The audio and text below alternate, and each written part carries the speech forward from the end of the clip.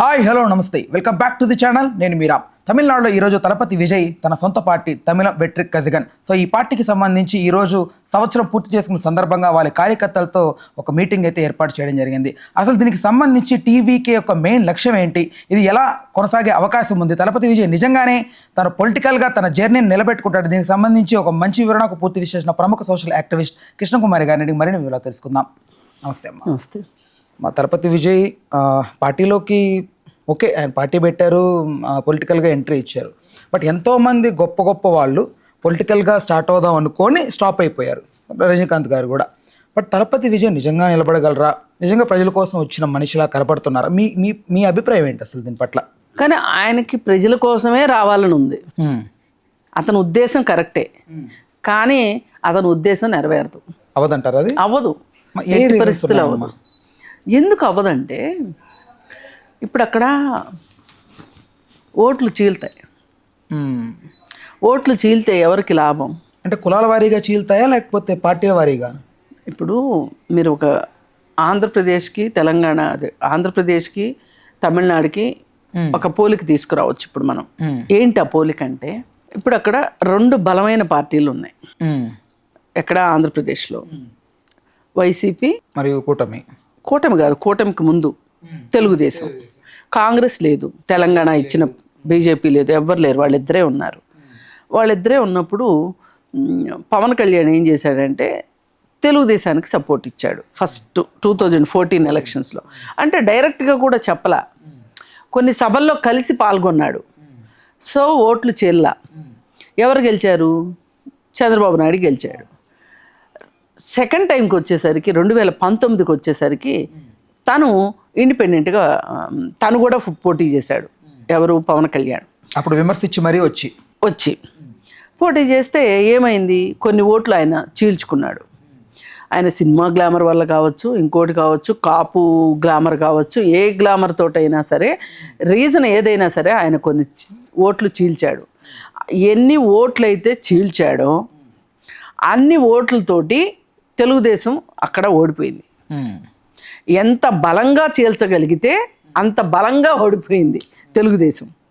అందుకే 23 సీట్లకి పరిమితమైంది. ఇప్పుడు కొన్ని 1000, 2000, 3000 మనం చరిత్రలోకి వెళ్ళి కూడా చూసుకుంటే 2004 ఎలక్షన్స్లో, 2005 ఎలక్షన్స్లో అప్పుడు లోక్సత్తా వచ్చింది. లోక్సత్తా ఓట్లు చీల్చింది. అది ఎవరికి ఉపయోగపడింది? వైఎస్ఆర్కి ఉపయోగపడింది. ఆ తర్వాత మళ్ళీ చిరంజీవి వచ్చారు, ప్రజారాజ్యం పార్టీ. ఎవరికి ఉపయోగపడింది? అప్పుడు తెలుగుదేశం గెలవల, కాంగ్రెస్సే గెలిచింది అప్పుడు కూడా. అయితే వాళ్ళు కొన్ని సీట్లు సంపాదించుకోగలిగారు. మళ్ళీ ఇప్పుడు ఈ రెండు ఎక్స్పీరియన్స్లతోటి మళ్ళీ మొన్న ఆంధ్ర ఎలక్షన్స్ చూస్తే 2019లో పవన్ కళ్యాణ్ ఓటు చీల్చటం వల్ల జగన్మోహన్ రెడ్డి గెలిచాడు. జగన్మోహన్ రెడ్డి గెలవటం వల్ల రాష్ట్రానికి నష్టం జరిగింది అనే ఉద్దేశంతో పవన్ కళ్యాణ్ ఏం పాట మొదలెట్టాడు? నేను ఓట్లు చీలనివ్వను, ఈ రాష్ట్రానికి అన్యాయం జరగనివ్వను, ప్రభుత్వ వ్యతిరేక ఓటును చీలనివ్వను అని చెప్పి పాట మొదలెట్టాడు. మొదలెట్టి కానీ లోపల ఉద్దేశం ఏంటి? ఇప్పుడు నేను విడిగా పోటీ చేస్తే నాకు సీట్లు రావు. సీట్లు రాకపోగా అది తెలుగుదేశానికి ఉపయోగపడదు, నాకు ఉపయోగపడదు, వైసీపీకి మాత్రం ఉపయోగపడుతుంది. నేను ఇప్పుడు తెలుగుదేశానికి సపోర్ట్ ఇస్తున్నట్లుగా కనిపించి నా వాటాని నేను నిలబెట్టుకోవాలి అనుకున్నాడు. అయితే ఈలోపు బీజేపీ ఏం చేసిందంటే, వాళ్ళిద్దరేనా ఉపయోగపెట్టుకునేది, నేనెందుకు అక్కడ వాటాని నా వాటా నేనెందుకు తీసుకోకూడదు అని బీజేపీ కూడా వచ్చింది. వచ్చి బీజేపీకి అసలు అంత బలం లేదు ఆంధ్రప్రదేశ్లో, అయినా కానీ సీట్లు తీసుకోగలిగింది. ఎందుకంటే ఆ క్షణంలో చంద్రబాబు నాయుడు గారు ఉన్న పరిస్థితిలో, ఆయనకి దిక్కుతోచని పరిస్థితుల్లో ప్రభుత్వ వ్యతిరేకత ఉంది, దాన్ని ఎలా మూటగట్టుకోవాలో తెలీదు. పైగా ఒక రకమైన ఉద్దేశంతో పవన్ కళ్యాణ్ ఉన్నాడు, ఈ పవన్ కళ్యాణ్ బీజేపీ ఏజెంటే అనే విషయాన్ని ఆయన బలంగా నమ్మకపోవటం వల్ల, ఒకవేళ నమ్మినా కానీ వైసీపీ ఓడిపోవటం ఇప్పుడు ఇంపార్టెంట్ కాబట్టి తను ఆ నిర్ణయం తీసుకున్నాడు. తీసుకుని కూటమిలోకి వచ్చారు. తలా కొంచెం పంచుకున్నారు. జగన్మోహన్ రెడ్డి ఓడిపోయాడు. ఇప్పుడు ఇవన్నీ చూసిన తర్వాత ఇప్పుడు రేపు తమిళనాడులో పరిస్థితి ఏంటి అంటే డిఎంకే చాలా బలంగా ఉంది. డిఎంకేని ఢీ కొట్టడం అంత ఈజీగా కనిపించట్లా. మొన్న బీజేపీ పార్టీ ఏం చేసింది అంటే అన్నామలయ్య అని ఒక అతన్ని తీసుకుని వచ్చి అతను ఉద్రేకపూరితమైన ప్రసంగాలు చేసి నానా హడావుడి చేసి అసలు ఒక భయము భక్తి లేని ఒక దుందుడుకు స్వభావంతో దుందుడుకు చర్యలతోటి అతను ప్రజల్ని ఆకర్షించాలి అనుకున్నాడు అతను. అది కూడా వల్లగాల, పెద్దగా బీజేపీ ఆశించింది రాలా. ఇప్పుడు ప్రశాంత్ కిషోర్ అనే వ్యక్తి ఇవాళ మళ్ళీ వచ్చి విజయ్ని లేపుతున్నాడు వ్యూహకర్తగా. అది సాధ్యపడుతుందమ్మా? విజయ్ లేపుతారండి. ఎంతవరకు లేపుతారు? తీసుకెళ్లి సీఎం సీట్లు కూర్చోబెట్టేంతవరకు అవ్వదు. డిఎంకేని ఓడించడానికి పనికొస్తుంది. నువ్వు గెలిచావా అన్నది నీకు ఇంపార్టెంట్, కానీ వేరే వాడిని ఓడించడం నీ లక్ష్యం కాదుగా. నువ్వు గెలవటం నీ లక్ష్యం. మరి అలాంటప్పుడు నీ లక్ష్యం నెరవేరినట్ట. ప్రశాంత్ కిషోర్ అనే వ్యక్తి, నితీష్ కుమార్ అనే లాంటి వ్యక్తి, ఆ ఇద్దరు ఈ భారతదేశ రాజకీయాల్లో మాట్లాడుతున్నంతసేపు, రాజకీయాల్లో ఉన్నంతసేపు అది బీజేపీకే ఉపయోగపడుతుంది తప్పితే ఇంకెవ్వరికీ ఉపయోగపడదు. నేను రావడం పొలిటికల్గా ప్రజాస్వామ్యానికి మంచిదే అంటారమ్మా? ఎవరు రావటం? విజయ్ తలపతి పొలిటికల్ వస్తే కదా, వచ్చినప్పుడు సంగతి కదా. వచ్చారు కదమ్మా, గెలిస్తే కదా, గెలిచినప్పుడు సంగతి కదా. ఇప్పుడు ఆయన కూడా ఏమనుకుంటున్నారు, నాకు పాపులారిటీ ఉంది అనుకుంటున్నారు, గ్లామర్ ఉంది అనుకుంటున్నారు. పైగా అతని కులం కార్డు కూడా బాగా వాడుతున్నారు. సరే, తమిళనాడులో కులం కార్డులు అంత పనికొస్తాయి అని అనుకోను. ఎందుకంటే తమిళ్ ఫీల్ ముందు ఏది పనికిరాదు అక్కడ. ఆ తమిళ్ యొక్క ఏమంటామో అదొక ఫ్లేవర్ కూడా కాదు.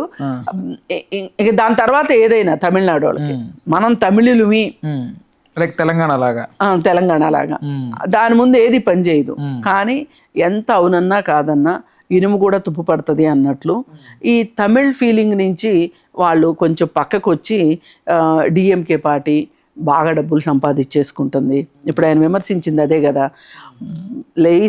లేస్తే డబ్బులు పోగేసుకోవడానికి రాజకీయాల్లోకి వస్తున్నారు తప్పితే ప్రజలకు సేవ చేయడానికి ఎవరు రాజకీయాల్లోకి రావట్లేదు. నేను ప్రజలకు సేవ చేయడానికి నేను రాజకీయాల్లోకి వస్తున్నాను. ఇప్పుడు ఆ మాటలన్నీ వింటూ ఉంటే నాకు పవన్ కళ్యాణ్ గారు గుర్తొస్తున్నారు యాక్చువల్లీ. ఎస్, పవన్ కళ్యాణ్ గారే గుర్తొస్తున్నారు. కాకపోతే పవన్ కళ్యాణ్ గారి కంటే కూడా పకడ్బందీగా మాట్లాడగలడు విజయ్ ఒక కన్సిస్టెన్సీ ఉన్న హీరో మొదటి నుంచి. ఎప్పుడు మా పిల్లలు చిన్నప్పుడు నేను విజయ్ ఫస్ట్ సినిమా చూశాను. అమ్మ, ఆయన సినిమాల్లో కూడా సామాజిక స్పృహ ఇలాంటి వాటి పట్ల తీస్తూ ఉంటారు. లైక్ శంకర్ గారు లాగా విజయ్ ప్రతి ఇన్స్పైరింగ్గా ఉంటుంది. బట్ సినిమాల్లో ఓకే, బట్ బయటకు వచ్చి ఇలాంటివి జరుగుతున్నప్పుడు ఆల్రెడీ పవన్ కళ్యాణ్ గారు 10 years కష్టపడ్డారు, అది వర్కౌట్ అవ్వక. ఇప్పుడు పవన్ కళ్యాణ్ లాంటి లవర్ బాయ్ క్యారెక్టర్స్ చేసే వ్యక్తి కాదు విజయ్ ఒక సీరియస్నెస్ ఉన్న హీరో.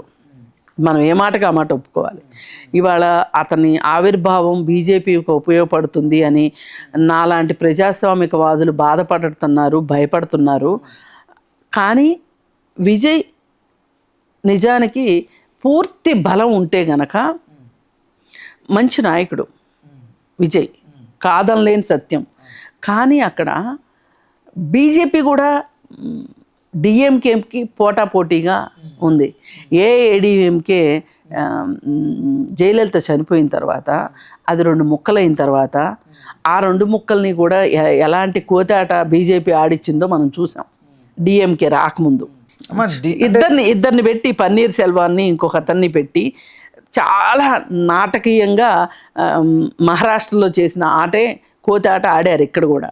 కానీ స్టాలిన్ ఒక బలమైన నాయకుడిగా ఉండి ఎప్పటి నుంచో రాజకీయాల్లో ఉన్నాడు కాబట్టి స్టాలిన్ ముందు బీజేపీ పప్పులు ఉడకల. కానీ ఇప్పుడు బీజేపీయే దీని వెనకుంది. ఎవరి ద్వారా? ప్రశాంత్ కిషోర్ ద్వారా. ప్రశాంత్ కిషోరు రూపం ప్రజాస్వామికం, అంతర్గతం బీజేపీకి తెలియనివాడైనా విజయ్ తెలిసి కూడా తెలియనట్టున్నాడా? అంత తెలిస్తే అండి చాలామంది సినిమాలు తీయటానికి వచ్చి బికార్లు ఎందుకు అవుతారు అనుకుంటున్నారు?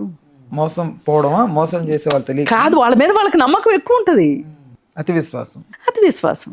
వాళ్ళ మీద వాళ్ళకి చాలా నమ్మకం ఉండి అస్సలు మేము లేస్తే మనుషులం కాదు, వాళ్ళెవరో వాళ్ళ సినిమా ఫ్లాప్ అయిందంటే దానికి 100 కారణాలు ఉండొచ్చు, కానీ నా సినిమా ఖచ్చితంగా హిట్ అవుద్ది అనుకుని తీసి నష్టపోయి అడ్రస్ లేకుండా పోయి ఆత్మహత్యలు చేసుకున్న వాళ్ళు బోళ్ళు మంది. ఓవర్ కాన్ఫిడెన్స్ కారణం.